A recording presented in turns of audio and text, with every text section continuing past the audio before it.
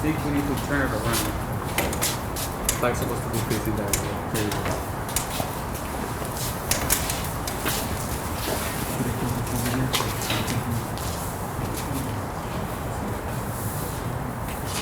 There we go.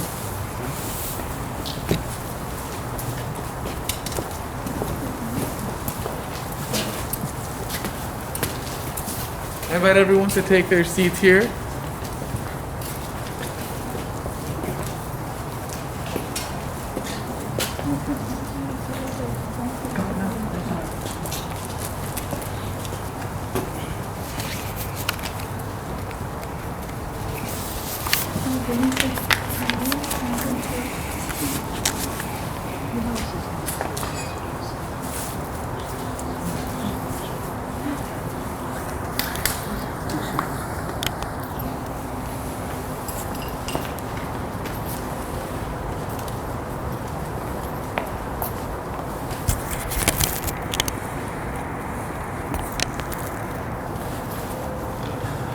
Ladies and gentlemen, welcome to Hillside Memorial Park. I'd like to thank you all for gathering today and for those of you joining us on Zoom as we honor the life of Elliot Birnberg. We're going to begin today's services by honoring his life in the military through military honors, after which point we will all follow up as we place him into his final resting place.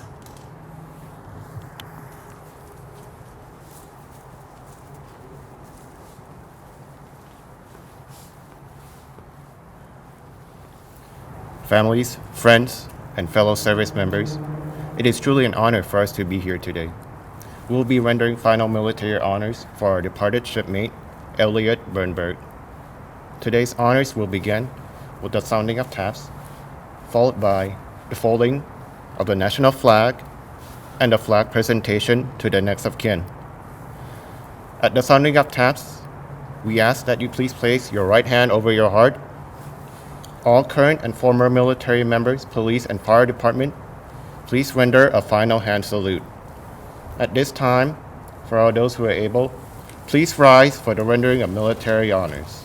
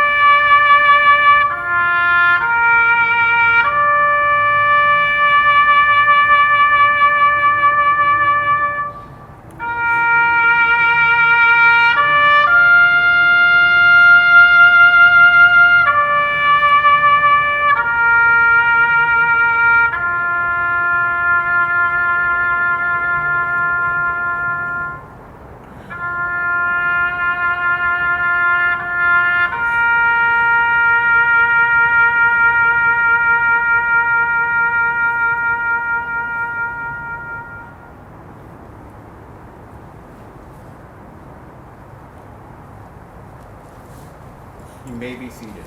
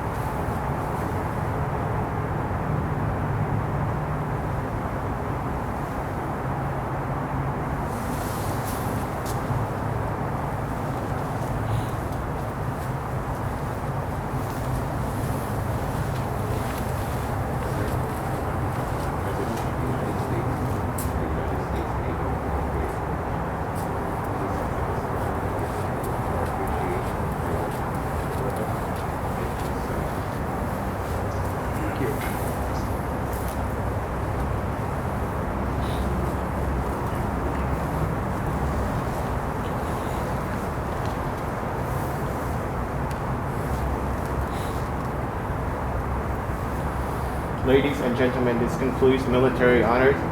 Once again, it is truly an honor to be here, and thank you for having us. Thank you. Thank you.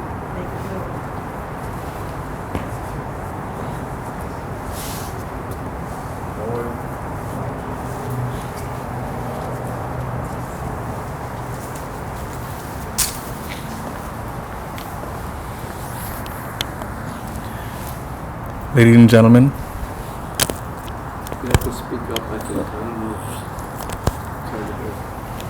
ladies and gentlemen, Better. please rise as we follow Elliot and place him into his final resting place.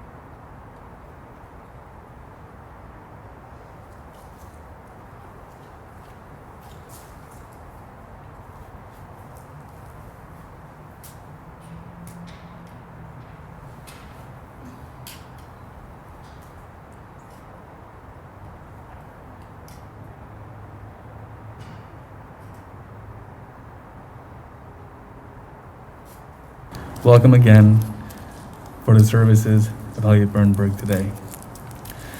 Today's services, we will have Rabbi Robert Elias officiating services. Thank you. I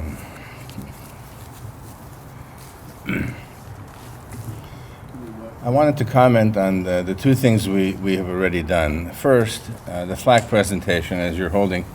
Thank you. What's this one? You can wipe it down if you'd like. Oh, wipe down the mic. Okay.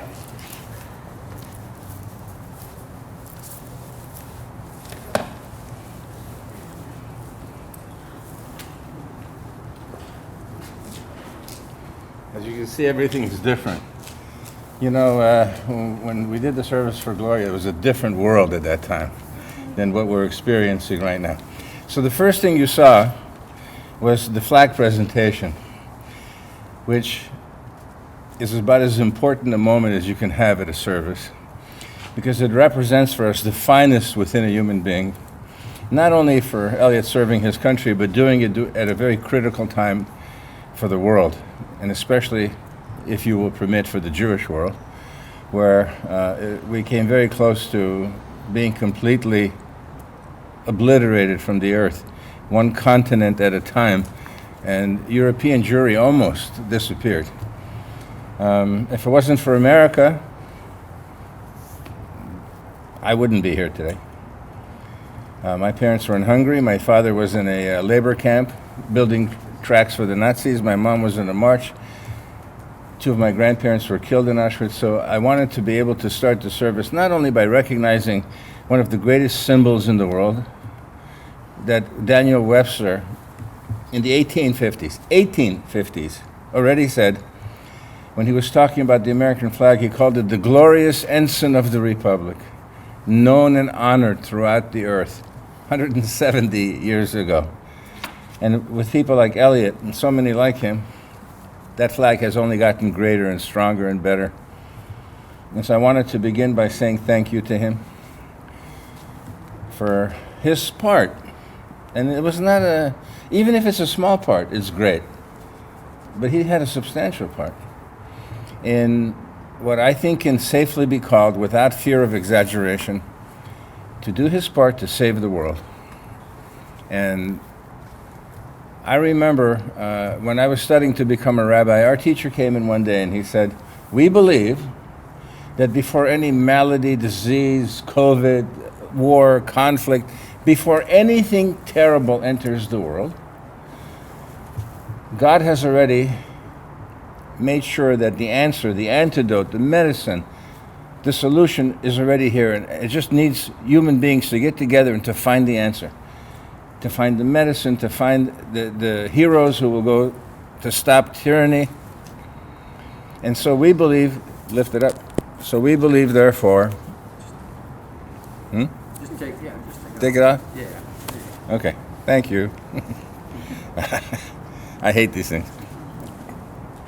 So therefore we believe that before the Nazis darkened the earth, some of the greatest souls that ever lived were already here, waiting to be mobilized to go out and to do something that we are, as their descendants, their children and grandchildren, forever indebted to them for. And I believe, therefore, since Elliot was a young man, he had already a reservation in heaven waiting for him. And I think God would be very proud of him, and I think he would say to him, "My son, you did a great job during that time, during that very difficult time in the world, when the world was very close to self-destructing through the darkness of hatred.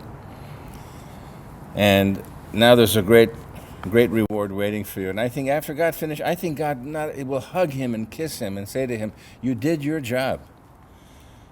The reason you were there, you did it." And then, can you imagine, when you think you've reached the highlight of your life, you've done something so remarkable and important, that the best is still ahead. And so he meets this wonderful woman, and together they form a life and a companionship, a marriage, a partnership. And in your case, I think we can safely say partnership as well. You know, she was with him for so long. And when she did charitable, he was with her. 70 years. It's a tremendous blessing. You know, you marry 70 years, you got to get pretty much into your 90s. Both partners. So it's an amazing thing. And that's what we want to celebrate today. We want to be able to celebrate that when the master of the universe finishes hugging Elliot and kissing him and thanking him, there's Gloria waiting for him. Because we believe that people who loved each other so long and so well on earth will find each other in the world of reward. That the door for life on earth closes and another door, we think, to a greater realm opens to life eternal. And not just these two wonderful people, but their parents, all their loved ones, their souls waiting to reunite with them. And for that is our consolation in life. That's the reward we give. And we trust the Almighty to be a faithful provider of reward for those people who have earned it on earth. And that's what really we celebrate today. Look, you lose your mom or you lose your dad, it's a very big loss, even if you could say the truth, which is had a good life, lived a long life. She did too. She not only lived a great life, but the world is so much better because your mom and dad passed through it. So much charity and kindness. So much love of people. It's the greatest, I think, the greatest thing you can aspire towards is to be kind to other people and to help God's children and to be nice. I remember once, many years ago, in my congregation, a man came to me bragging and he said, "Rabbi, I want you to know, I love God very, very much. It's only people I can't stand." And I thought, wow, what a terrible thing to say. You know, it would be better to ignore God. God doesn't need help. God doesn't need more attorneys, advocating for him. But people need each other. And I think the best way to find God and to have God be proud of you is to do things for his children on earth, to do things for each other. And your parents excelled at that. Not only the cancer patients and the hats and all the different things that they did. And when Elliot goes up, according to the Talmud, God asks every soul 4 questions. And the first question God wants to know, and I grant you it's counterintuitive. God is going to say to Elliot, in the time I gave you, which is substantial, did you have a good time? Was it good for you? Can you imagine? Because later on, God is going to say, did you obey my commandments? Did you do nice? All that comes later. The first thing God wants to know is, did you have some fun along the way? Was it good? So besides all the boating and all the wonderful things you guys did, and I can tell you this, when we spoke earlier, I don't want you to tell anybody this, but I was a little bit jealous when you said you didn't have to study for bar mitzvah, you went boating instead. I wish my dad gave me that choice. So, a wonderful life, blessed life, doing things you love together. And so we want to be able to express gratitude for that. And I think, your mom went a year and a half before your dad, and for only one reason, I think. She had a chance to furnish a home in heaven for that. And to get things right and make it beautiful. And now he can join her and be in a place of honor in heaven that they both earned. It's not given to them for free. They earned it on earth. And so I wanted to share with you. We're going to have quite a few speakers, so I'm going to try and limit what I say a little bit because you're going to hear so many better people than me speaking about Elliot. The people nearest and dearest who love him the most. And I just wanted to introduce those speakers with a very interesting story. About 1,800 years ago, there lived this great sage whose students always wanted to ask him a question that they hoped would stump him. He would say, I don't know. So one time they came to him and they said, you're a very wise man. Can you tell us the difference between this world and the next world? Which you would think would be an impossible task.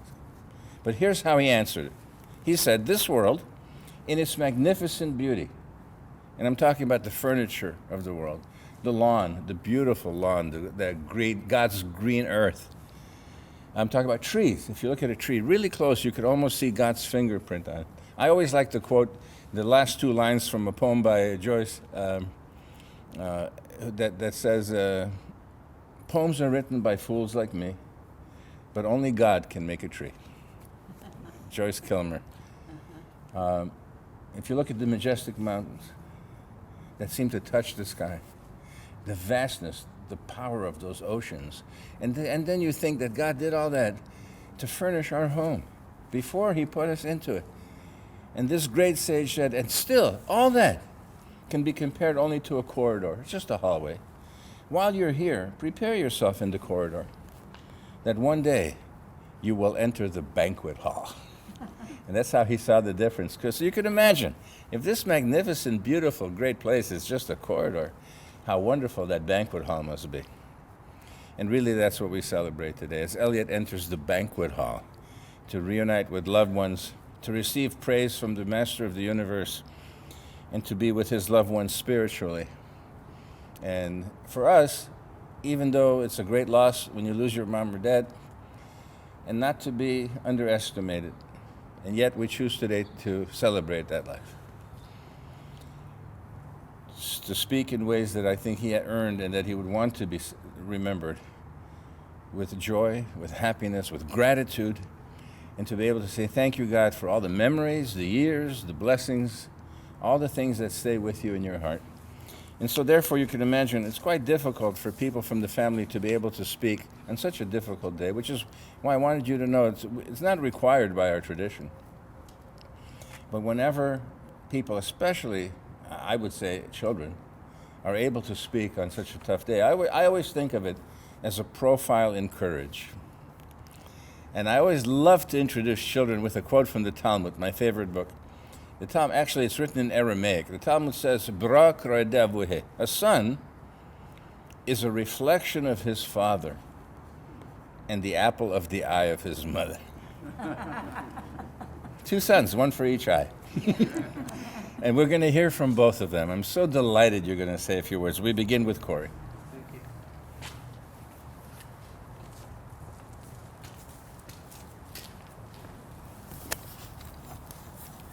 I'm going to change the batteries on here for you. I'm going to change the batteries on here for you. You change the batteries? Yeah. Sure.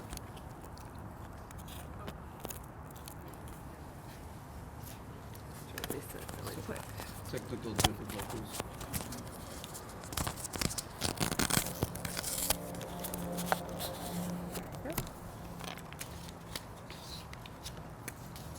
You got the battery there. Yeah.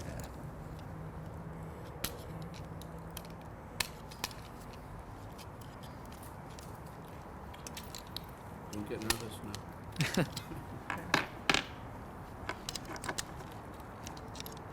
Thank you.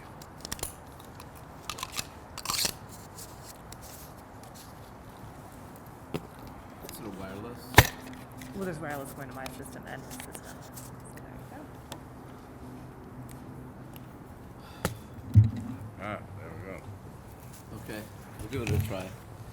All right. Well, family, friends, this is ad-lib a little bit. I hope we don't go on meeting like this. We meet under different circumstances. And my dad would be very proud to hear that Trump was impeached today. He was there when the election was certified, and he would be very proud to know that he was impeached.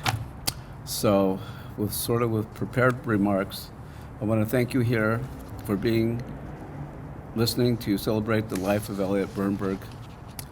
There are so many stories that everyone knows and words to say about him. One would not know where to begin. The strength, the love, and beauty of Elliot is unmatched. He gave meaning to life and direction to his family, to Scott, and to myself. They were very special to him, and were his special present and pride. He will be missed forever, and he joins his beloved wife, Gloria, who passed a year and a half ago on May 14th, 2019, after 70 years of marriage. We will always carry his light, his soul, his flame, spirit, the immutable sparkle in his eye.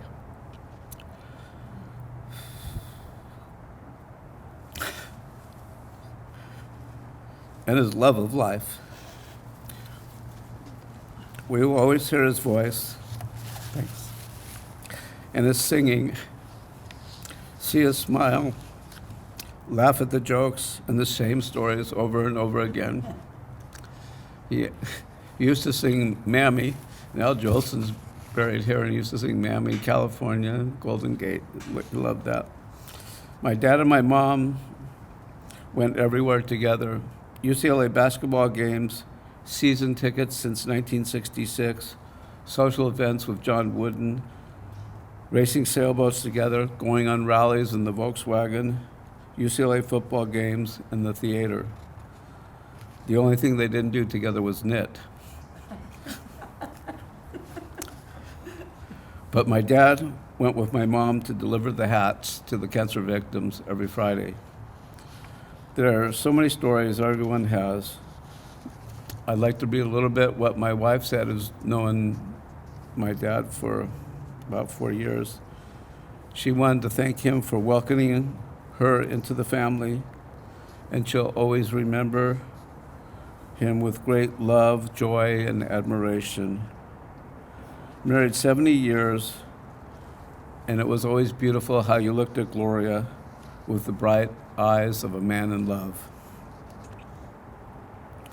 I have a 8-month-old daughter at my age, and Val, my wife, promises to tell his granddaughter Amanda, when she grows up, that she had a wonderful grandmother and grandfather, and she says, rest in peace, we love you forever. As the rabbi said, my dad started sailing, and we had a choice of either going to Sunday school and be bar mitzvah or racing sailboats. Obviously, we chose racing sailboats. We competed successfully in sailing races. He had us boxing. He had us competing in swimming. Never idle. Idle hands are the devil's play, right? He made his children successful. He opened his arms to our wives, Val, Victoria, Rosanna.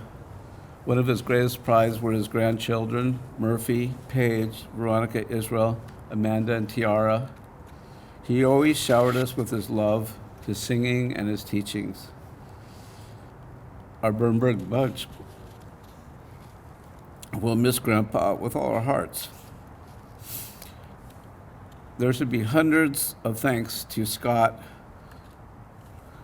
Elliot's son, as you know, and his partner, Rosanna Villagram, for the last month and the last year and a half, took care of Elliot after my mom passed, and last month or two they were caring for him 24/7. And in the video you saw when he said Happy New Year's, that was 7 days before he died. He looked great. How my mom and my dad met, they were on a double date with one of his friends, Jerry Valens. My mom was Jerry Valens' date, and my dad was out with somebody else. And then thereafter, they began dating, and they were married on January 15th, 1949. My dad went to Southwestern Law School and dropped out to marry my mom, and he got a job for the LA Mirror, and he lived in the LA housing on Sawtelle, right? Yeah. And he became friends with John Wooden, the UCLA legendary basketball coach.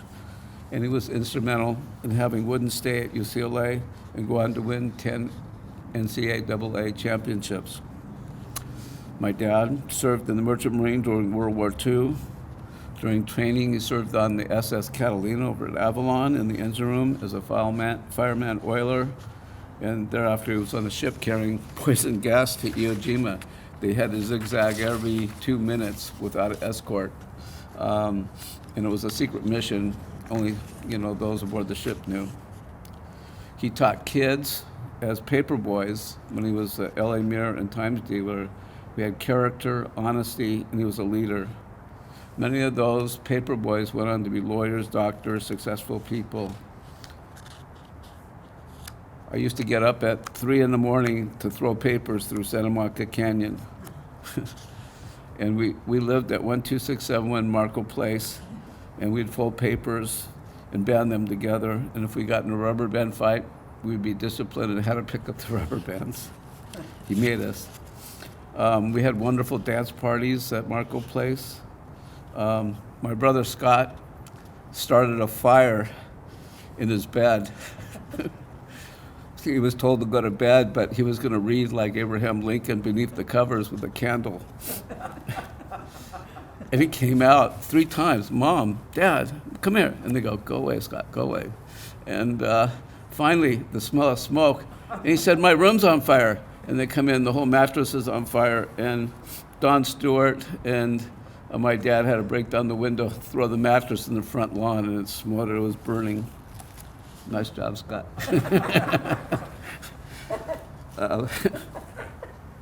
Thereafter, my dad purchased a liquor store in Manhattan Beach. It was Manhattan Liquors, extremely successful. He sponsored wine tastings with Mondavi and Charles Krug.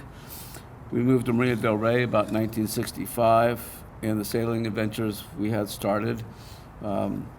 We began full racing on weekends. We lived in an apartment instead of buying real estate right over our boat and racing every weekend. My dad was one of the first to purchase Volkswagens, I think in 1956 or something like that. And he must have had 25 Volkswagens throughout his life. He took us on rallies, Easter egg hunts. He, in a van, we traveled up and down the state to swim meets, Watsonville, Sacramento, San Diego. And in the Volkswagen, they had a little jumper seat, and they would stuff my brother and I in the back. Even made it, we would have to read comic books all the way, no radio.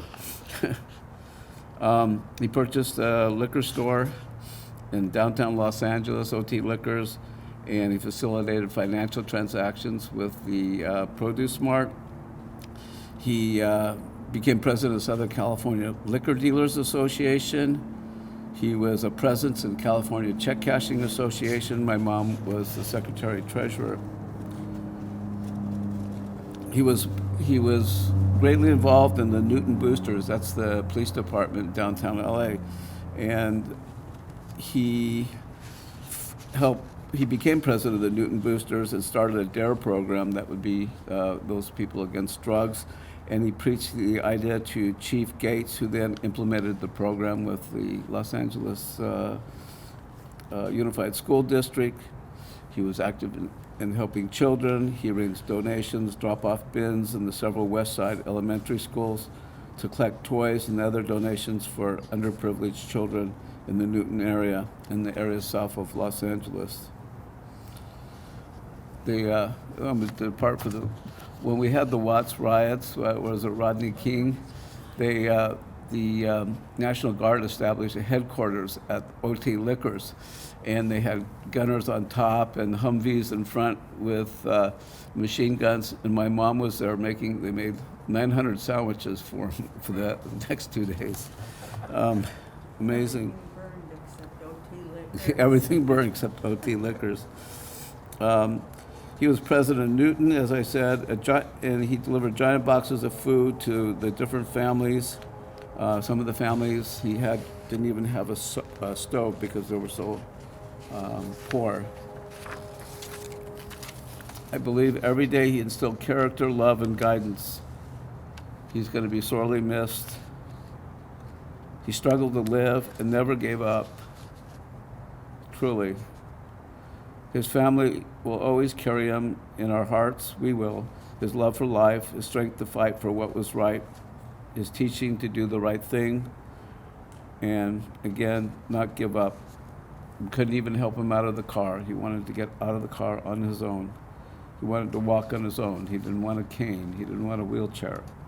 He was going to do it. I think he's almost taken every one of his family sailing the Catalina. Sharon, your mom, he took the Catalina and the flying fish hit her in the face on the way over. We thought that was very funny too. She did not.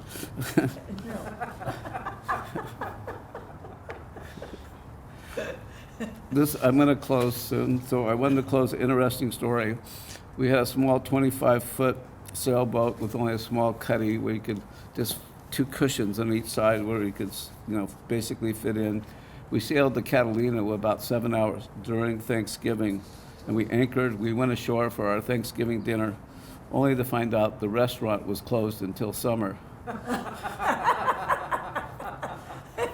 So the only thing they had was peanut butter and jelly sandwiches. So we ate our peanut butter and jelly sandwiches for Thanksgiving, and we went back to the boat, and all of us slept in sleeping bags crammed in the cuddy of the boat. That was my dad, always taking us on adventures, sailing. It was always an adventure. Yes. Family matters. They taught us family matters, and we're going to be together as long as we live. And so, rest in peace, Dad. He's joined my mom. I always love you and wish I could do anything to bring you back. Thank you. Thank you. You know, you mentioned Al Jolson. You know, he's buried right here, I know. right above the waterfall Yeah, there. the waterfall. And he Yeah, always used to I was sing a big the fan anthem. of Jolson. Yeah, California, here I come. Right back Can you where I imagine? Can you imagine today that he would put on blackface? Yeah. Oh my God. Yeah. Remember, it was so normal then. Yeah. Okay, Stop. look who's next.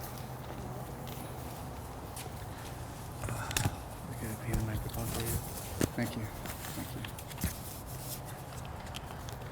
I don't know if the camera's catching the light behind us with the light coming in here, and I think if you did catch some of the zoom, it's Dad clearly getting warm. In the zoom, he had gone behind our pool and chased the sun against the wall to get warm, because my house was always a little on the cold side. And as the sun disappeared, he kind of moved like this. I caught a picture of him, and if you saw that, it was pretty good.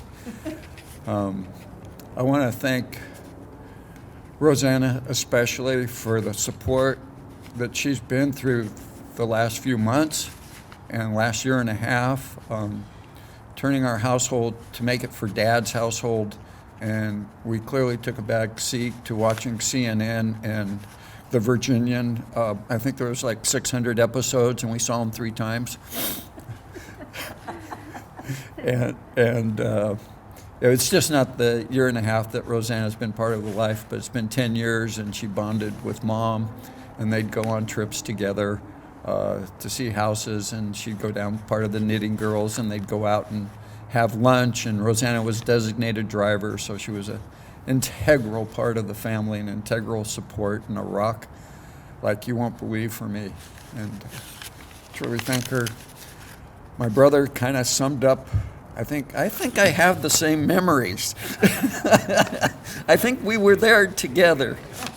In fact, I think a lot of Corey and I growing up, Mom and Dad treated us equally, and supported us both like you wouldn't believe. And we always shared the same memories because we were all together. We're always doing the same thing together. So I wrote my little speech. It's going to repeat some of the things that Corey said. But I'll just go on. Elliot, I titled my little journal here. Elliot.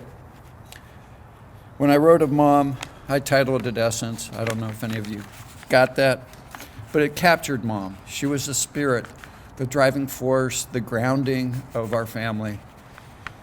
However, Dad, Elliot is what signifies my dad. Yes, we knew him as Grandpa, as Dad, but he was Elliot. Elliot, just saying the name was a force. Elliot was strong-willed. He could be described as if there was no beating around the bush. What he demanded, he would leave an imprint on you. He instilled competitiveness and nature that would not give up. Elliot instilled not giving up, always pushing to get to the next level in his sons and Elliot's grandkids. I'm sure you all remembers Elliot's booming voice demanding attention. Sure, Elliot had his gentle side, his playfulness, wanting to stand out from the crowd, his booming singing voice. Elliot was from that era that valued morals. His handshake was his word. He always had a hard time in business, as I worked with him for 35 years. When they didn't know who he was, and leadership changed in business, banks changed, and he says, wait a minute, my handshake is my word. What are you changing the rules on me? Don't you know who I am?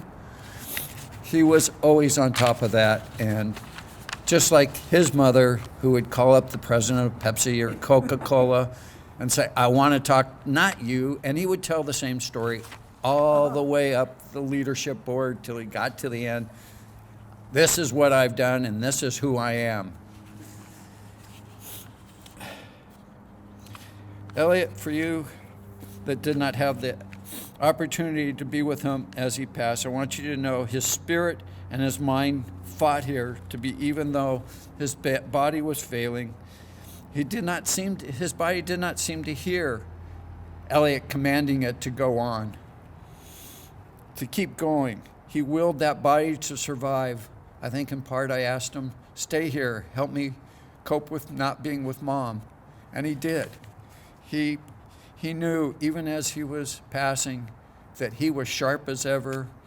He would squeeze my hand, he would furrow his brow, and then he would take his last breath. And he will always be trying to be here, but I think Mom, Essence, came and said, Elliot, let's be together.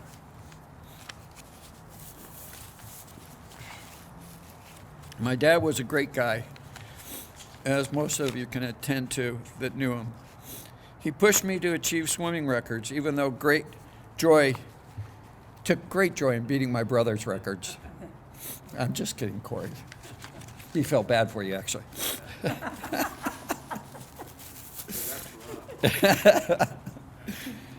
Dad couldn't say no to when I had a dream.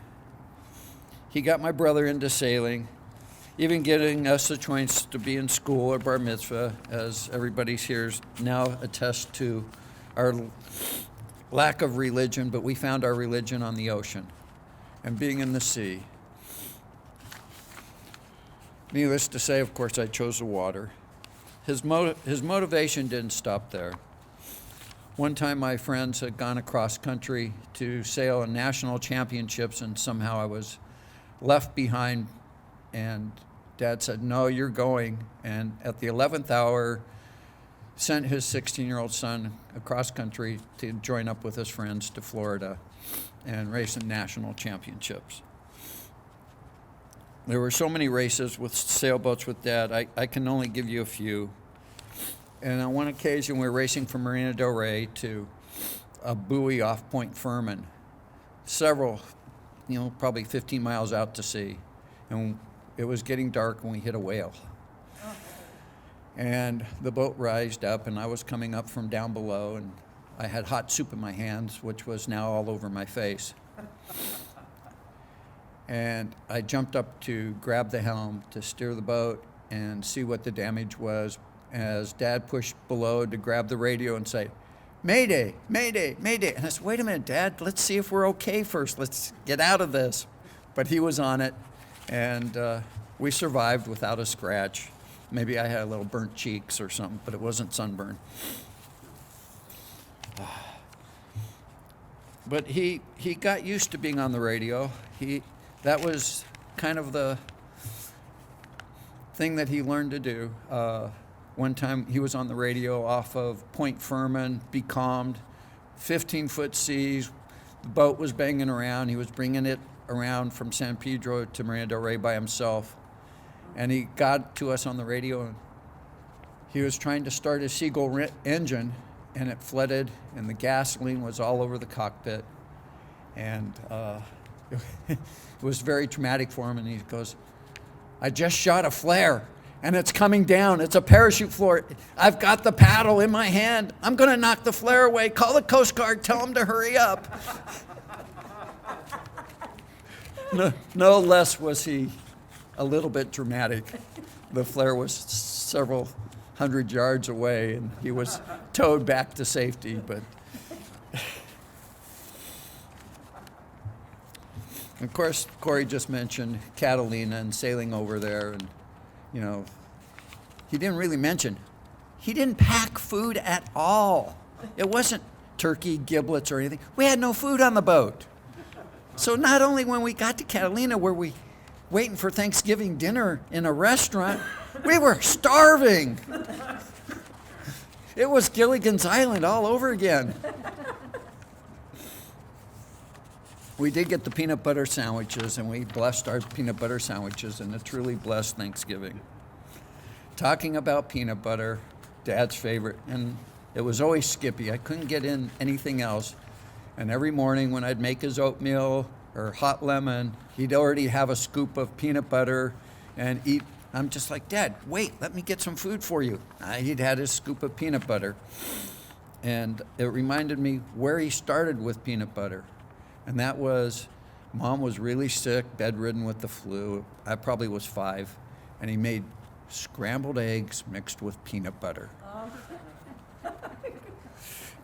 Needless to say, from there on out, my father cemented his relationship of being out of the kitchen.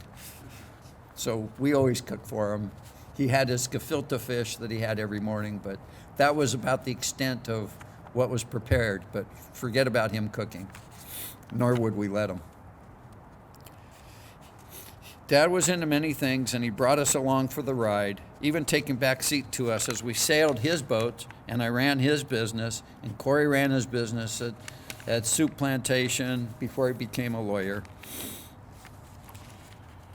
And he would stand back, and he got my brothers into boxing so well. He was a Golden Gloves boxing champion, which he didn't mention. He just said boxing. We had a professional boxer, George Latka, teach us boxing.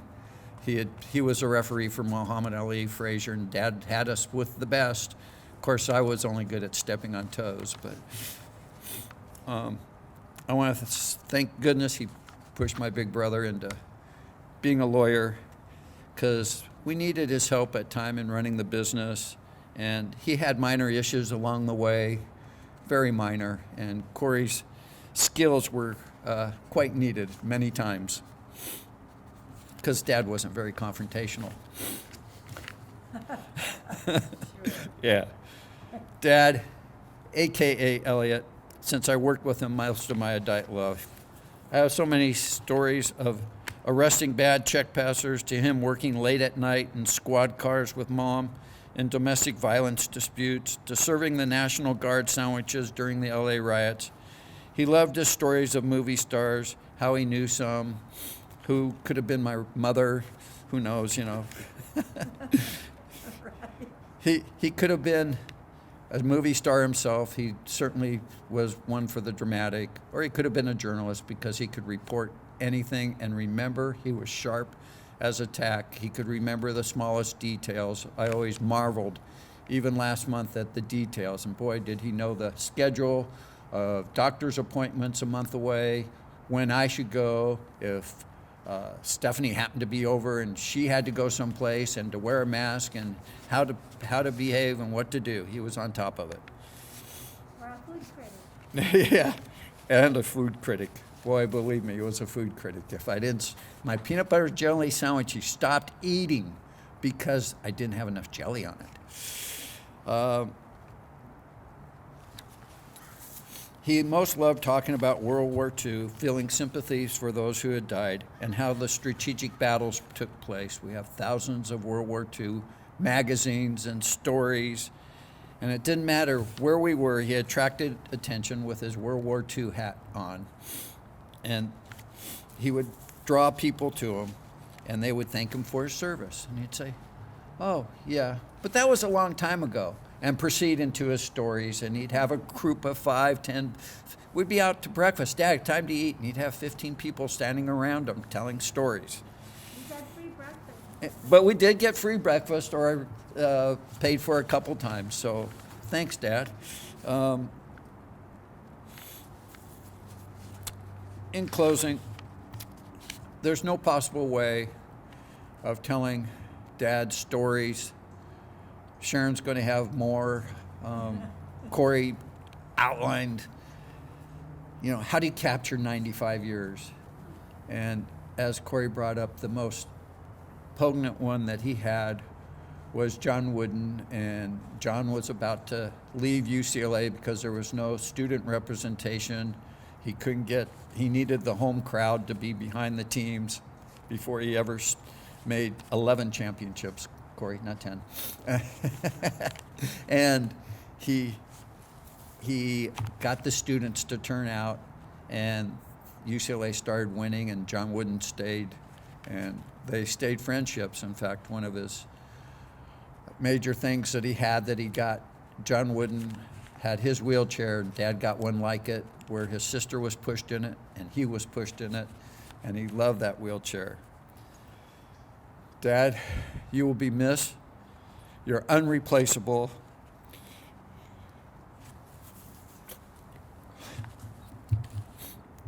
Your booming voice, your friendship, your encouragement to be as great as I could be is only the way I can represent to everyone here as to who I am is who you were. Dad, be at peace and know that you are loved.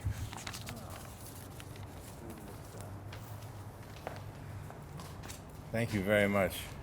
Very beautiful tribute to your dad from both of you. Thank you, Scott. Grandchildren are very special. As a matter of fact, in Hebrew, we have a saying, grandchildren are just as beloved by their grandparents as they love their own children. It's quite an amazing, wonderful relationship. And there's 6 grandchildren. I'm very happy to call upon his granddaughter, Veronica.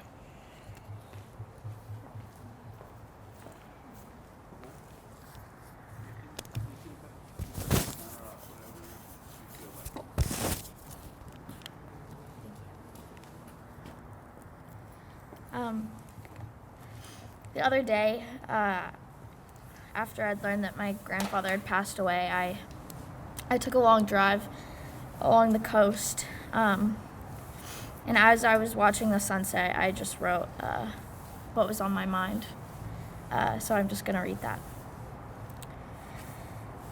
2 days have passed since my grandfather died. I'm sitting on this beautiful hill and watching the sunset over the ocean. However sad I am, I'm just as warmed by the sound of the waves crashing on the beach, or the voices of the families together on the beach as well. The orange scene of a sky I'm in front of right now. I feel your presence, Grandpa. I feel your hugs, Grandma. The warmth and peace I feel as though I'm connected to the ground on which I sit on gives me comfort that you both are here with me. Although I am alone, I have never felt further from solitude than I do right now. You live through this ocean, through the sun, the grass, the mountains. I am comforted by the thought of you two together now, by the thought that you no longer have to suffer in pain. I am comforted knowing how much you love me and how much I love you. There are no two people that lived their lives as thoroughly or as vibrantly as you both did. The sun is half below the horizon, orange, bright, and beautiful. I hear the waves crash into the rocks, and I know I'm not alone here. There is so much beauty in the world that I know you will never be truly gone. I will always, always have you next to me. With all the love I carry, I miss you both, and I love you forever. Thank you for being amazing people in my life. You will never be forgotten. I love you. I just also wanted to share some of my favorite things about Grandpa.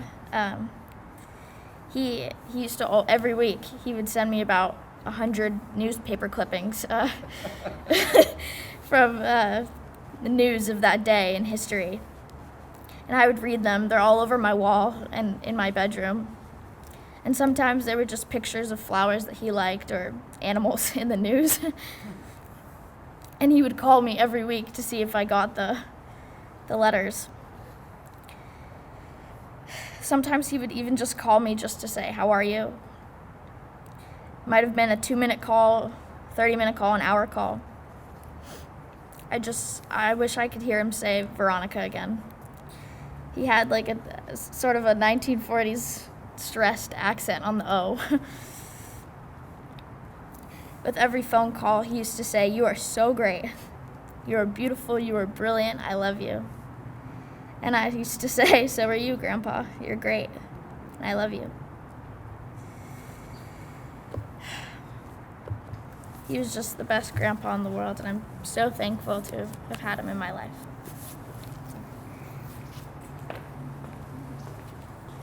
Thank you very much. You're beautiful, you're great.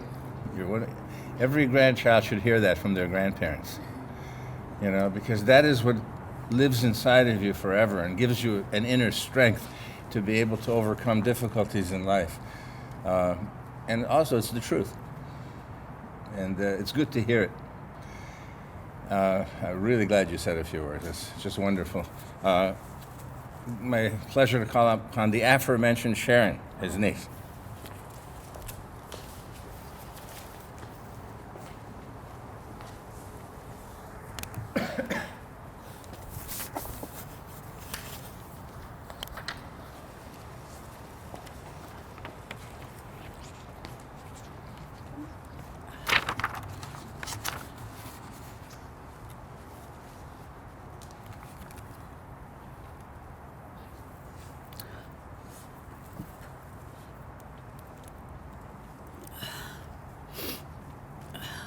I knew this was coming, but it didn't make any difference. These remarks were extrapolated and fleshed out a bit from a letter I wrote to my uncle Elliot and gave him December 13th, his 95th birthday, a month ago today. It feels right somehow, if I can do this, to address these remarks directly to him, as if he hears me from wherever he is, his place of peace and foreverness. He was, after all, the last survivor of that entire generation of both sides of my close family. I'm very shaken by his passing, very, very reflective. So here goes. Dearest Elliot, how memorable it all was. Our times together when Mother raised us both, not just as uncle and niece, but also as big brother and little sister. Tricky wearing two hats, but your older sister Ruth, who was also my mother, made it work. Our early years in our small Central California town, Paso Robles, population 2,500. You, a bright light, a witty, handsome guy, sometimes including me in your fun-loving teenage life. A slice of heaven until around the end of my kindergarten and your graduation from high school. The U.S. had entered World War II. You enlisted at 17, immediately after high school. Your tour in the Pacific Theater only began after convincing your real mother, my very worried Grandma Sarah, you were entering the Merchant Marines because their ships carried food and non-lethal supplies to the troops. That's what he told her. Supposedly this calmed her down. Of course, you neglected to mention that merchant marine ships also carried poison gas and weapons. I was too young to know the contents of your copious descriptive letters home to us, but I saw the war on matinee newsreel at the Rialto movie theater. You were a constant and consummate storyteller, but it was only this past year you revealed to me the harrowing tale about the time your ship was moored off Iwo Jima next to a Japanese ship, also carrying poison gas, neither making a move in détente while you all waited. One eye on the nearby Japanese ship, the other on the ferocious war on the island in front of you, and I suppose holding your breath. On one of your furloughs, you brought me a Japanese sword from a dead soldier. Mother took a photo of the two of us on the front lawn, you in uniform and me in a pinafore. It was part of the photo montage we've just seen. It's very dear to me, the photograph. By war's end, you were discharged from the service as an officer in the Navy. We had moved to Southern California to what is now Valley Village in the San Fernando Valley. You moved back in with us, this time sharing a large bedroom with me and my baby brother, Ricky. You went to UCLA on the GI Bill. You had changed. The war had deepened you. You looked and acted a little more mature. That would be it, too. You know, in some of the people in my family, including me, we're all about 5. We never quite got over it. You were 21 or 22, but your spunk and endless energy was as strong as ever. Charismatic as the Pied Piper. The real romp with you was just about to begin. Now I was a little girl, a tomboy, game for all your madcap adventures. You wanted a buddy, a hot competitor to play with, and I think both of you understand. So you taught me bridge at 8, ping pong and jitterbug at 9. Oh, those great dance parties you had on Addison Street. I know because I was supposed to be asleep, but instead sneaked out of bed to watch you dancing West Coast swing, the jitterbug, slow and cozy dancing. I was captivated, hidden, scrunched between the open hall door and the wall, peering into the den through the hinge opening, at you dancing, stomping, throwing your girlfriends up on one hip and swinging them onto the other, totally abandoned to the rhythm and fabulous moves, laughing with the pure joy of it all. Of course, you taught me to dance. Every kind of dance you loved, I loved too. There was the other side of the coin. Like classic siblings, we fought over almost everything. Who got to read the Sunday funnies first? Who was supposed to put the ping pong table away? Clear off the dinner dishes? We counted how many olives the other took from the buffet at the frequent family gatherings, making sure one didn't get more than the other. This continued after you got married, after you had children, and after and became our lasting private joke until the very end. I think even last Christmas that I saw him, even in July 4th. You and I, bossing, tattling, and playing jokes on each other, our modus operandi. We drove around in your shiny 1946 maroon 2-door Chevy coupe, the one with a softly rounded trunk and spotless white wall tires, a really cool car. Even today, it would be a really cool car. You looking for cute girls. I remember you pushing me under the dashboard out of sight so you could flirt with a girl. I was so insulted, I pulled your wolf whistle and he had a wolf whistle. Woo, woo! And ruined your ruse. On the other hand, the babysitter, the kid sitter, that was you.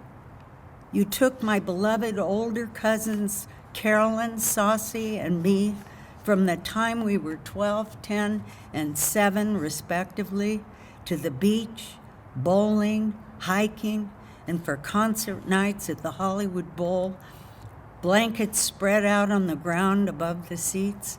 Sometimes we all hung out with your buddies. All up to no good, Mother used to say. How could she know? Oh, it was such fun. Elliot, remember the time you took the 3 of us to visit your friend Milt Wasserman, who lived with his parents? When we arrived, his folks were away for the day. This gave Milt the perfect opportunity to put his nefarious plan into action. Milt was busy drilling a hole from the freshly painted white dining room wall into the living room so he could project movies onto the living room wall. The hole had to be large enough to easily prop the lens of his movie projector.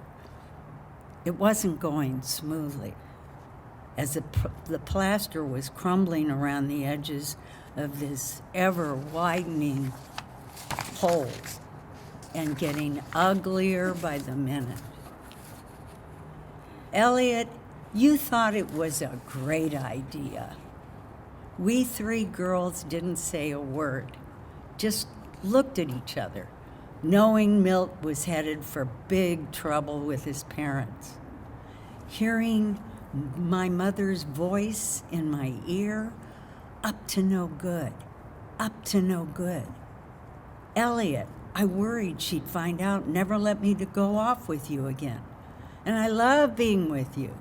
It was the best of times. And when you were about 22 or 23, you met Gloria, the beautiful blue-eyed blonde girl of your dreams. She was game for whatever your shenanigans. A match made in heaven. Eventually marriage in January 1949, lasting more than 70 years until Gloria passed in May of 2019. Once married, your responsibilities, your children, took you onto your own path in life, so we didn't see each other very often anymore. Just at family gatherings, marriages, birthdays, holidays. This is not much, mind you. Sometimes going out on your boat. Did I mention how much I admired your prowess as a highly skilled sailor? A little eccentric, we can say. Your many regattas. I always enjoyed hearing of your successes. One constant was attending UCLA football games. The last with Gloria at the Rose Bowl about 3 or 4 years ago. We also went to UCLA basketball games. In recent years, I conducted my first Passover at your house. We've spent time at your home and Scott and Rosanna's for Christmas and July 4th, or just to visit for a few days. At some of those basketball games we attended, Rafer Johnson would come up to our seats to visit. I had known him for years at UCLA. The backstory, lying about my age at 16 before I actually attended UCLA, I had begun dating guys from a Jewish fraternity there. Rafer was a member, the first black and a white fraternity. We got to know one another quite well. So I introduced you, Gloria, and Mother to Rafer at a game. After that, he always came up to say hello and chat. I think you were quite impressed. In the face of world adulation, he was always a heartfelt, modest, truly interested, and truly generous guy. I was terribly saddened he passed in December. Elliot, you were my favorite uncle to hang out with. Wonderful things we did together when I was a child and beyond. Such a good teacher.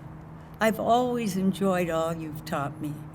You were bright, athletic, game for just about anything, ready to go at a moment's notice, generous with your knowledge and time, and a constant raconteur, sharing your exploits about all the people you knew. Even though I heard the stories also several times.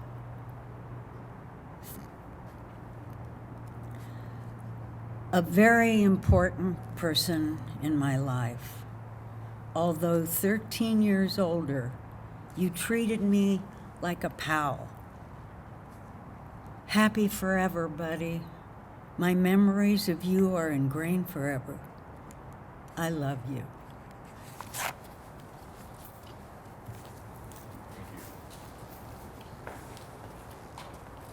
How do we do this? We're going to have people on Zoom, right? So we're going to have the 5 grandkids. So we're going to be hearing from Paige, Murphy, Marla, Vicky, and Carly, in that order. Okay. Thank you. Hi, everyone. I wish I could be there right now. It's a strange time, but this is a letter I wrote to Grandpa. It's hard to believe you're already resting next to Grandma. It hurts so much, yet it brings me so much peace at the same time to know that you are together. I wish I told you more thank you. Thank you for your endless lessons, for sharing your courage and strength, for sharing your stories and your songs, and for sharing your love with Grandma, sharing your ever-loving essence of life. Thank you for being there for me. It's hard to think I'll never hear your voice again, but I know this isn't true because I can still hear you and Grandma as clear as day, talking to me like I was in high school again, telling me not to have parties. You have lived such a beautiful life, and I'm honored to be a part of it. I wish I got to spend more time with you, but I'm so grateful to cherish so many memories that we have together. You are so dearly loved by the Birnbergs near and far. I hope you find peace on your next journey, and I will see you and Grandma soon. And this is a poem that I wrote. You are my grandpa. You have always been the one who has always loved me no matter what. You have always had my back, and you have always told me how it was, point blank. You have always had a cheeky twinkle in your eye and always knew how to make me smile. You always took time to listen, and you always knew how to make me feel better. You were the definition of passion. You always knew how to make sure I knew. You always knew how to make sure I felt protected. Like that one time when I was driving right out front of your house and did a California roll, and there was a police car that I didn't see. And he pulled me over for not stopping at the stop sign. And just great timing, Grandpa had just driven past so slowly and saw the police car and me, and I was looking down, and Grandpa pulled up in front of the police car. And the officer was like, "Sir, get back in your car." And Grandpa was like, "That's my granddaughter."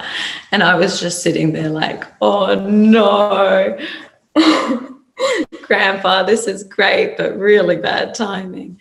And he was adamant and continued to try to help me and save me.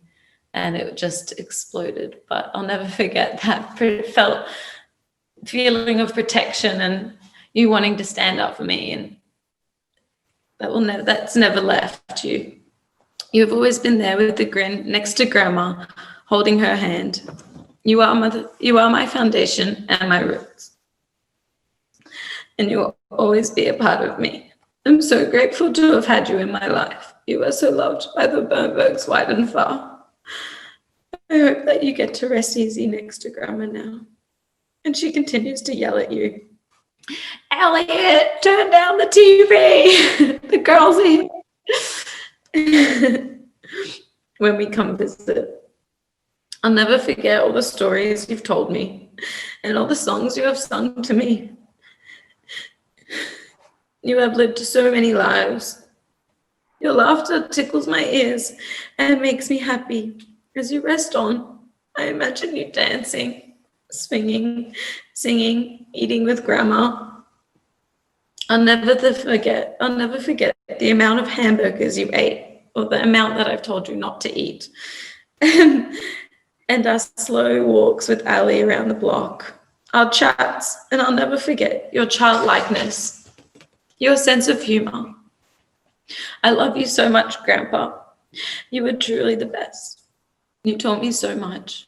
You were a shining light, and the world will never be the same without you. You are my grandpa, and now you get to be with my grandma. Tell her I say hi and give her the biggest hug. Love your third grandchild, Paige. Thank you, everyone. I wish I could be there, Dad, and give you the biggest hug. Veronica, Rosanna, everyone, Corey, Israel. Thanks for listening to me, everyone. I really wish I could be there. My spirit's there with you. Thank you. Thank you, Paige. Now, Murphy, we ask you to unmute yourself.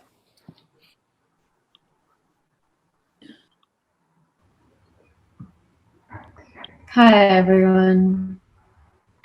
I too wish I was there with you all. And Paige, that was a really beautiful speech. And I wish I was with you there, Paige, as well. And yeah, sending you all big love and lots of hugs. And yeah, and I'll read this little bit I tried to write.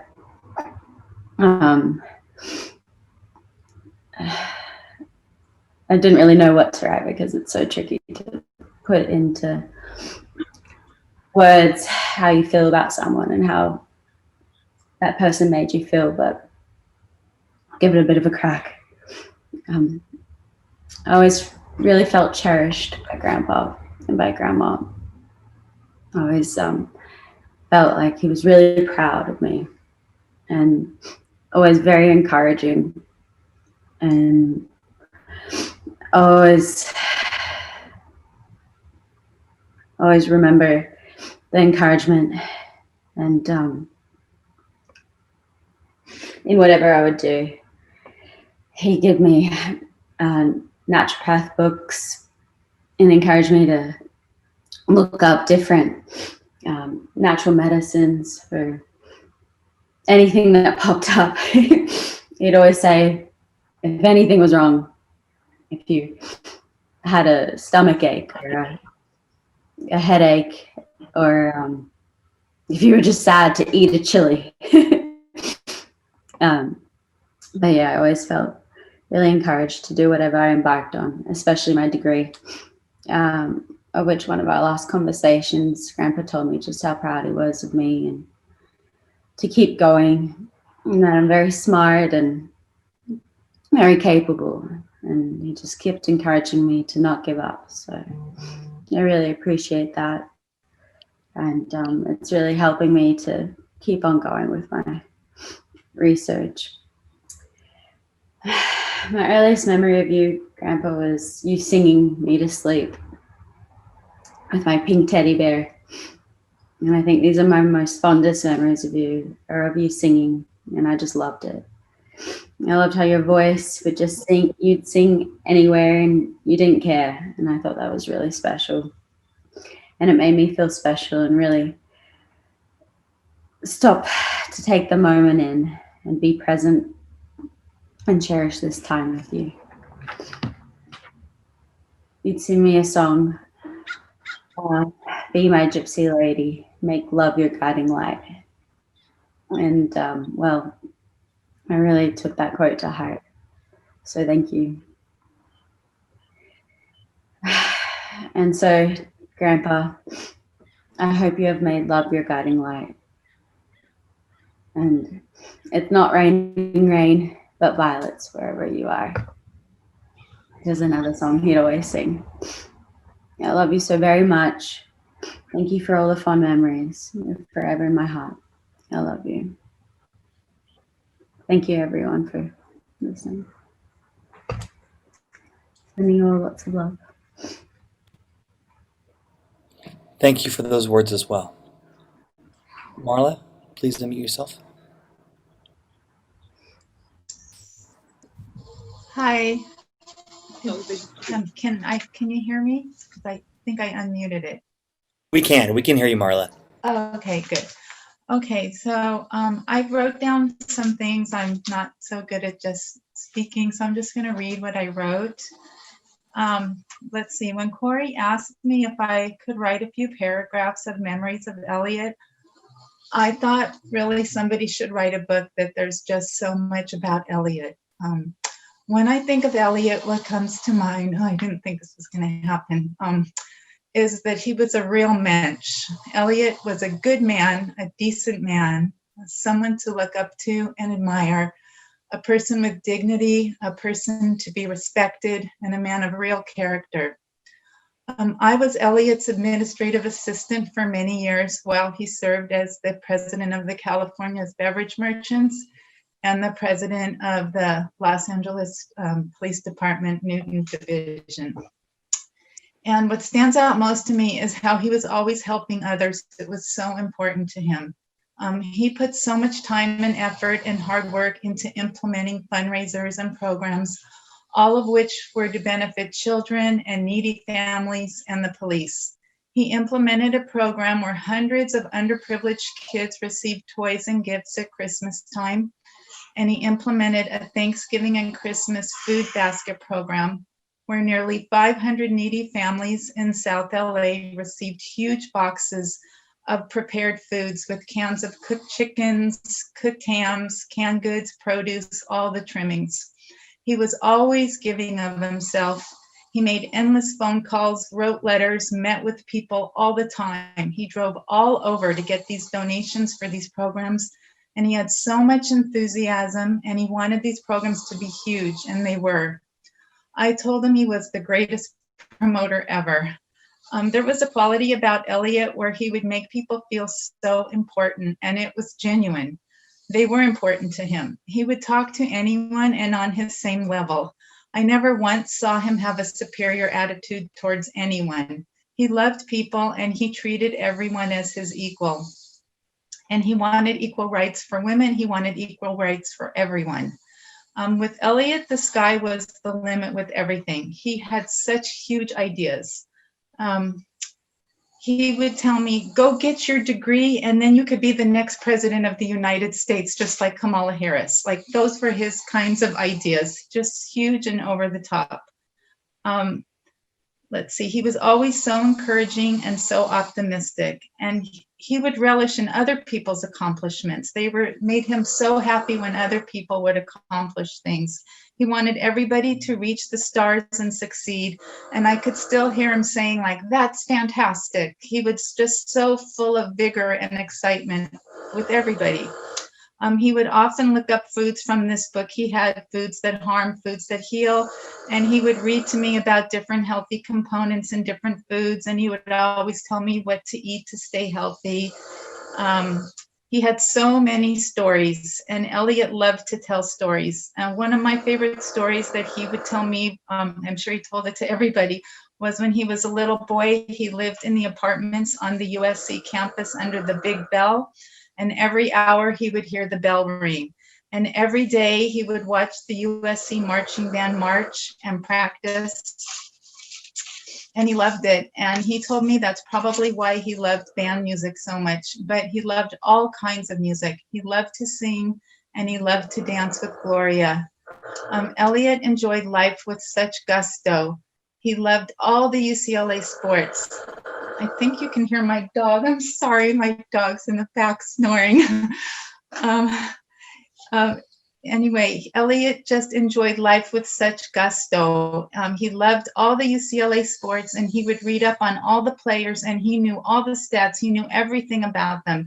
He knew where they were from, what high school they went to, how many points they scored. He was so passionate about UCLA sports, and he couldn't wait for the games. He would just go to all the games. He was such a people person. He knew so many people from everywhere, and most of the time when I mentioned a person, he knew them or he had a story about them. I recently mentioned the Duke of Windsor, and he said, "Oh, did I ever tell you that I met the Duke of Windsor?" And he wanted to take me to meet the Queen, but we had a plane to catch, so I couldn't meet the Queen, and that's a true story.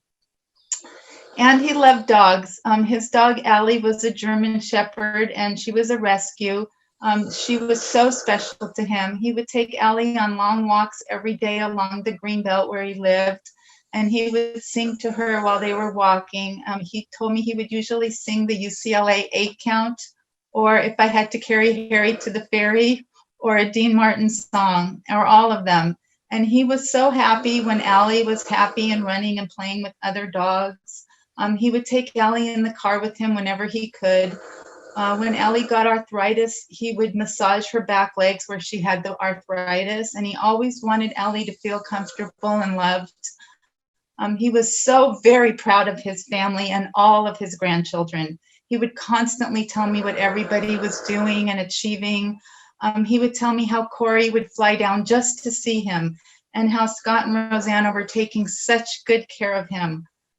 Even in his very last days, he was saying, like, "I'm getting better, I'm getting stronger, I'm feeling better. When this is all over, when coronavirus is over, we're all going to go out and have brunch together." Elliot made an impression on everyone that he knew, and to know him was to love him. We all miss him, and may his memory be a blessing. And that's what I wrote. I think next is, I'm supposed to announce the next person. We've got Victoria coming up next. Okay.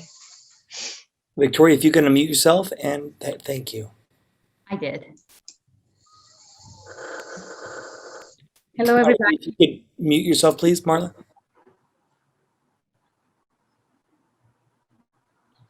Go ahead, Vicki. I'm one of the many of Elliot's daughters-in-law. I will always be grateful for the loving welcoming I received from Elliot and Gloria the moment I met them. I will always remember receiving a beautiful bouquet of flowers the day we met. Elliot always went out of his way to make me feel part of the family, including receiving a great amount of Land's End jackets and apparel. I enjoy learning U.S. history from Elliot. I knew about Tony Bennett and learned to listen to all the marching band music every time that we will visit Long Beach. I must thank Elliot for my love for German cars. Being part of the Birnberg family can be a roller coaster adventure, to say the least. But something is for sure. You learn to love them because all of them are excellent to make you feel welcome and loved. Elliot's love for my daughter Veronica was ever present since the moment she was born. I loved listening to their phone conversations. Elliot's memory was superb. He remembered every single detail of his participation in the World War II, the first time he met Gloria, their love story, and all the special sandwich deliveries he will make to the club next to his beloved Lickers. Elliot taught me about his love for life. I always joke with him about how he would like to have his strong genes. Elliot was a strong man that never gave up fighting. Elliot, I will miss you dearly. I will miss our conversation about old movies. And I will always remember how he always wanted to make sure that Gal, my husband, and I will watch his recommendations.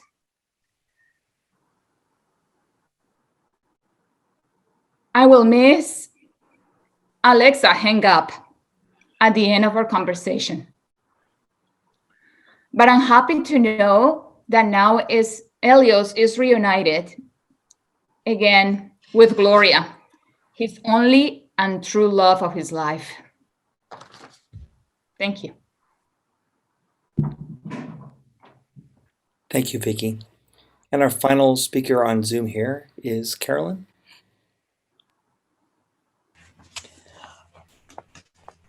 I don't know where to begin. Most of the things that have been, most of my memories have already been talked about, but I'm going to read what I did write. Elliot was my uncle, but he was only 9 years older than me. This made him more a brother than an uncle. I had a lot of good memories with him. He took me with him many times, not on his dates, of course, but other places. I don't remember where we went, but I know I was there. I remember he had a cute car with a rumble seat.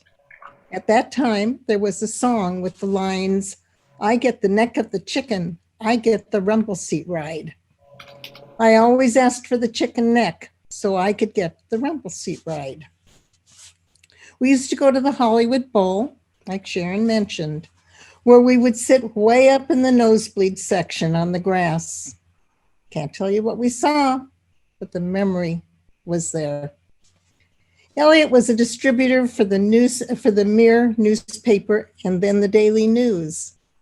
He gave me my first job. It was to ride on the back of his panel truck and count out the papers for the carriers who then delivered the papers from their bikes. There was no such thing as adults delivering papers from vehicles.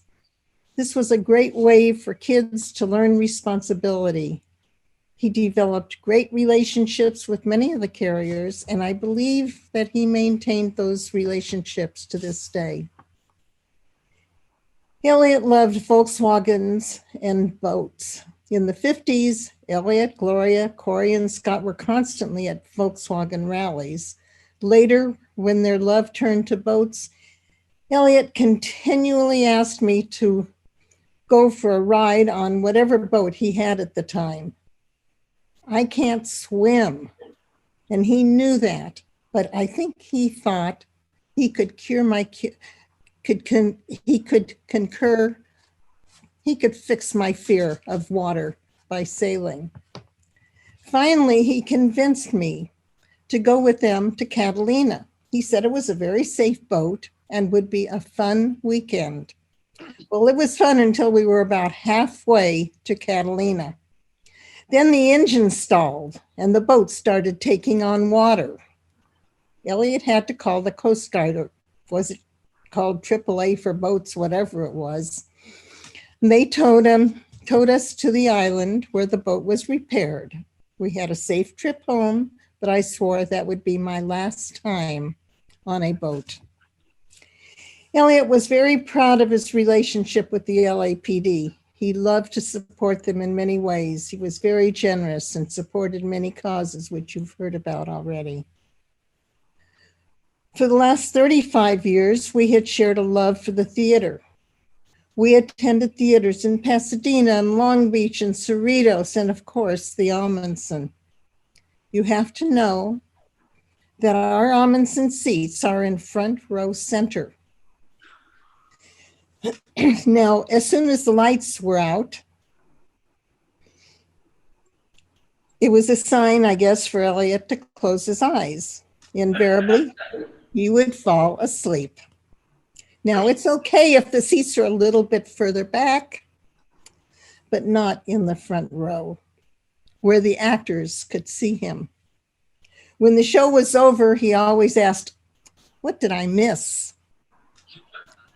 After my husband died, Elliot and Gloria made sure that I was included in many of their excursions anywhere but the boat. Elliot was a constant in my life. He was not only Uncle Elliot, but he was my big brother, Elliot. I will miss you. Thank you. Thank you for those kind words. We're going to take it back to Graveside. Okay. We're going to go a little faster now because we're closing in on 2 hours. So I usually like to explain the prayers, but pretty much they're self-explanatory.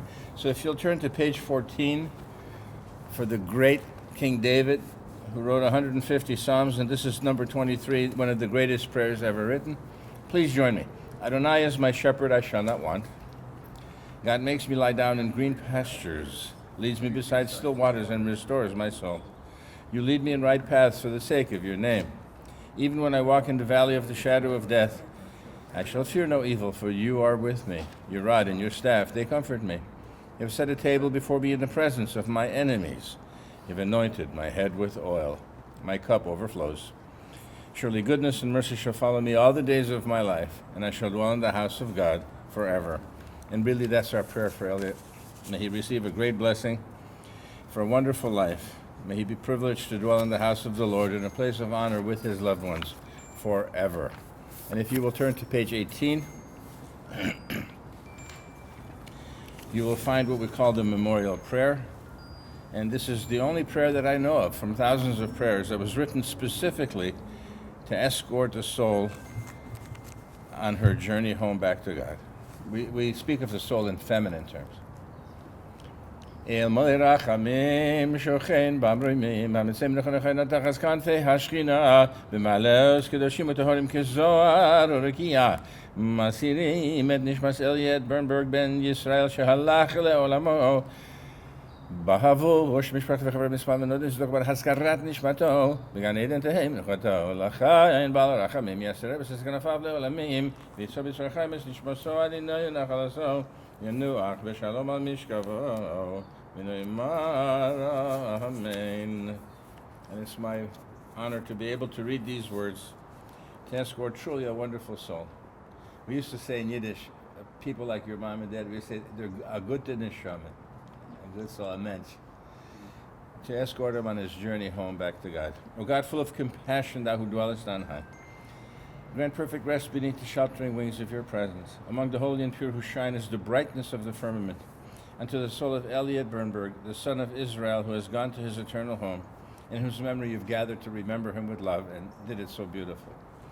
And in whose memory charity will be offered, which I'm sure would make him very happy. But even more importantly, for the so many almost countless good deeds that he performed in his own lifetime. We all pray, dear God, may his repose be in paradise. May the Lord of mercy bring him under the cover of his wings, and let his soul be bound up in a bond of eternal life. May the Lord be his possession, and may his repose be forever peaceful. And let us say, Amen. Or as we say, Amen, but not women. Remember that one?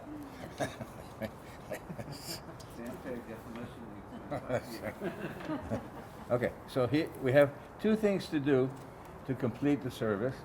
The first one is called Kriya, means to tear.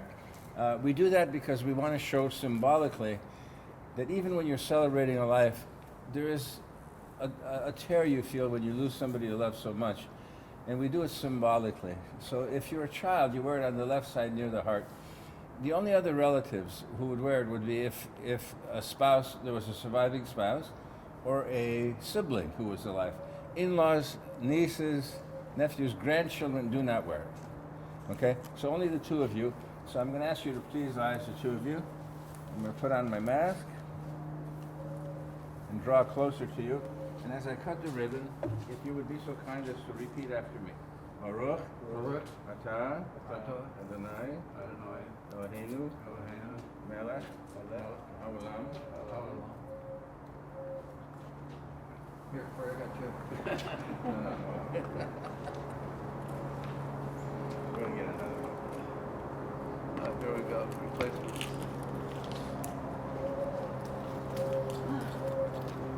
Thank you. Okay. Take two.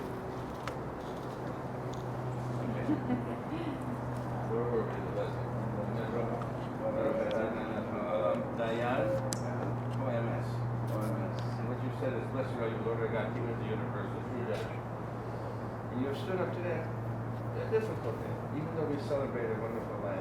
Today, able to say basically, thank you, God, for all the time you had together, with faith and hope that as you move forward, God will continue to bless your families in the future. We Ladies and gentlemen, if you would please rise and turn to page 31 and 32. We're going to conclude the service. Corey, Scott, and I are going to say the Kaddish together. And if you would like to participate, you could do so by answering Amen, Amen, at all the right places. Please rise. Page 31 and 32.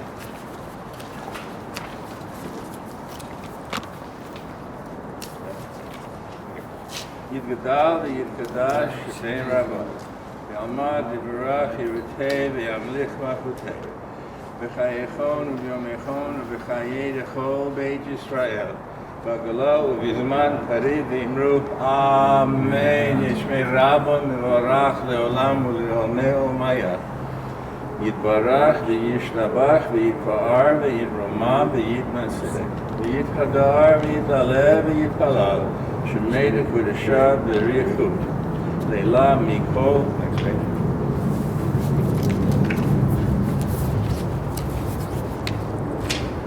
Birchata V'Shirata Tushbechata V'Nechmata Damiran De'amah V'Yimru Amen Yehi Shlama Rabba Min Shemaya V'Chaim Aleinu De'al Kol Yisrael V'Yimru Amen Oseh Shalom B'Mromav V'Yaseh Shalom Aleinu De'al Kol Yisrael V'Yimru Amen. And only at the end of this can we conclude by saying words of comfort to the family. So we say to you from everybody here, words we're saying to each other for thousands of years. We hope our great merciful God will comfort you from this loss, even as He does for those people who are born in Zion and in Jerusalem. And I wanted to say to all of you, just look around, we've got masks, less people than usual. So I wanted to give you a blessing, if you will permit me. As you leave here today, I hope that the one who gives meaningful rewards, because a human being can only say thank you, thank you, thank you. God can do much better. So we ask the one who gives meaningful rewards, may God reward you for being here to do this, an act of loving kindness and holiness.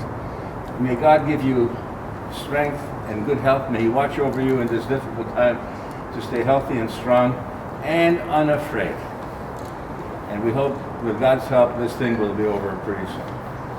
And I hope we will meet some future date at only a happy occasion. It was an honor to be with you, especially for such wonderful people like your mom and dad. And we say shalom, everyone. Shalom. Thank you very much. Good job.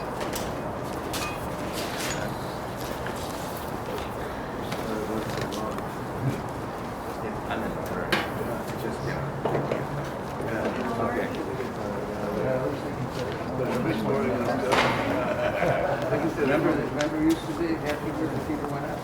Yeah, well, that's kind of why I went so long. Because you can't take you a prayer and then go. Yeah.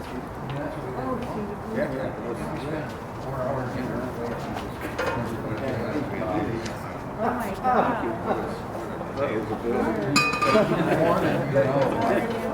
Do you want to sign this then? So we should sign this? It's up to you guys. Do you guys want to sign the guest?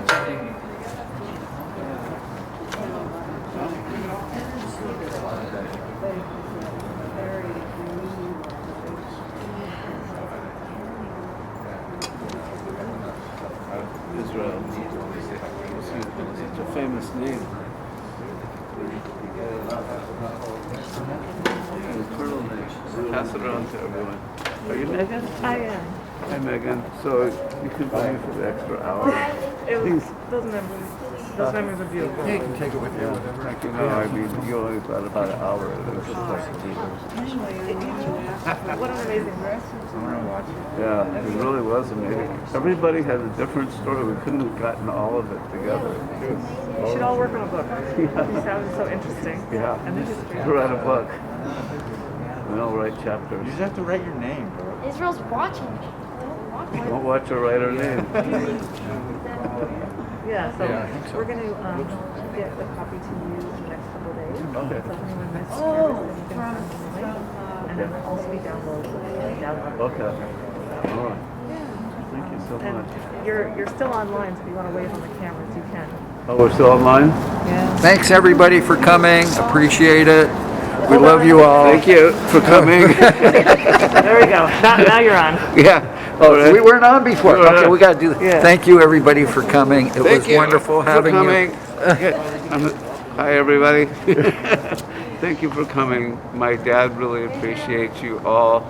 I mean, there were 60 people online, and it was just wonderful. So many different stories that everyone told, all different, and I didn't even know about some of them.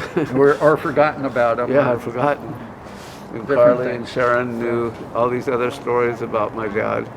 Just amazing. And if you were lucky enough to get trapped on a Catalina trip. But thank you for remembering Dad and hanging in there for 2 hours with us. And it was only the tip of the iceberg. The stories come flooding back as I try and think of things as we talk, and it's just like, well, what about this? What about that? It's just so many. And I know you each have a moment in your heart for Dad, and I appreciate that.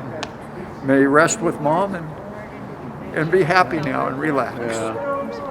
Yeah, and we'll have a copy of this. I'll be available to everyone in a few days. I'll provide it to everyone if they want it. And it's going. It's. You're not selling them, are you? I was thinking about that, but no.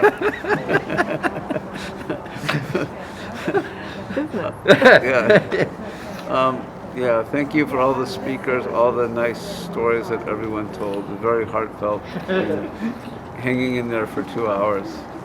Incredible. So I'll say goodbye to everyone. We'll talk to you all later. Bye. Ciao.